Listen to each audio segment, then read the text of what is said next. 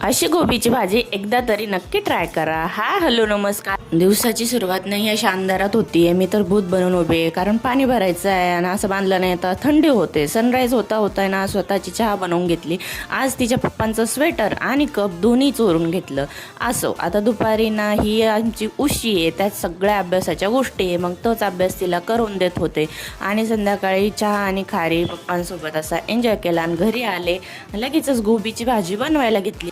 गोबी चिरून ना थोडीशी वाफवून घ्यायची, म्हणजे ना नंतर भाजीत टाकल्यावर तिला शिजवायचं ताण होत नाही। आणि इकडे ना वाटण करून घ्यायचं, शेंगदाणे हिरवे मिरची आणि कढीपत्ता भाजून घ्यायचा आणि त्याच्यामध्ये कोथिंबीर आणि आले लसूणची पेस्ट घालून असं छान वाटण बनवून घ्यायचं पाणी टाकून। नंतर जिरे आणि हवे ते मसाले घालून ना हे गोबी थोडीशी परतून घ्यायची आणि लगेचच त्याच्यात हे वाटण घालून द्यायचं। भाजी आपली रेडी आहे। इथं मी पोळ्या करून घेतल्या आणि हिरवी मिरची पण, आणि अशी भाजी एकदा नक्की ट्राय करा। चला भेटूया नेक्स्ट व्हिडिओ।